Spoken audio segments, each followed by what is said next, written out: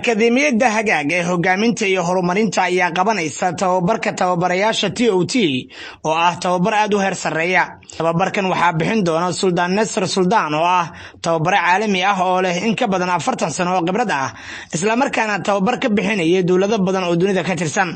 tababarka waxaa faahfaahin kooban ka bixinaya agaasimaha xiriirka dadweynaha iyo suuqgeynta ee akademiyadda hagaag Mudane Maxamed Cabdullaahi Saciid.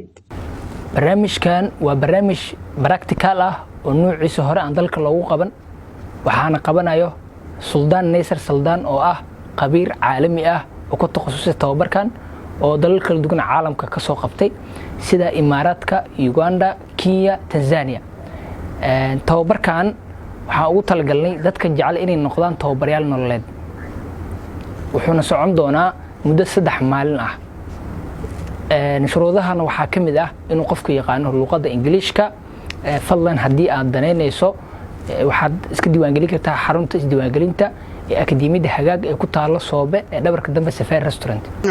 haddii aad danaynayso tababarkan wixii faahfaahin iyo macluumaad intaa dheer kala xiriir taleefanada iyo ciwaanada shaashada ku qoran.